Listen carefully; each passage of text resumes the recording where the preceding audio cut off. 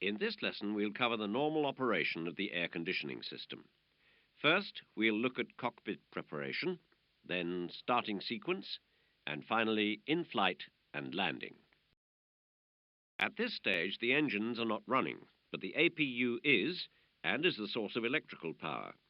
We need an air source for the packs and for starting the engines. For this, we'll use the APU.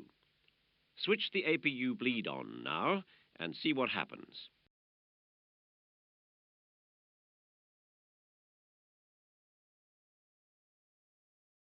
The cross-feed valve automatically opens if the APU is providing enough air.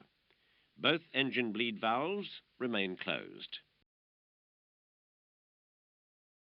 If the APU is not available, then the packs are not supplied.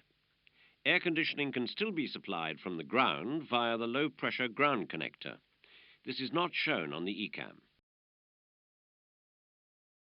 Before using the ground connector, both packs should be set to off to avoid contamination. Do it now.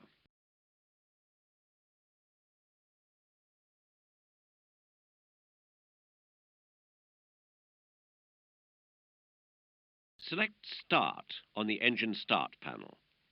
As you do so, monitor the ECAM and the pack valves on the compartment temperature panel. Both pack valves close automatically as soon as the engine selector is put to the start position. This is so that all air power can be used to start the engines.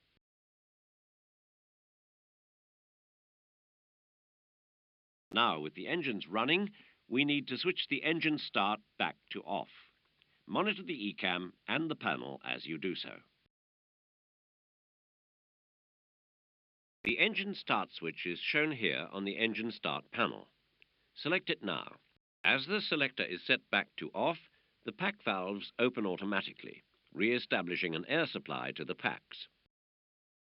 During engine start in flight, the pack valves close after the engine start button is pushed. The pack valves open again when the engine start valve closes. This happens at approximately 45% N2.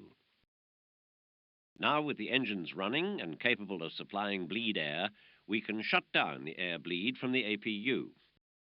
As the APU bleed is disconnected, the cross-feed valve goes cross-line and the engine bleed valves come in-line, supplying both packs. In flight, the air conditioning system is fully automatic. The only operation usually required is to set each compartment temperature to a reasonable value.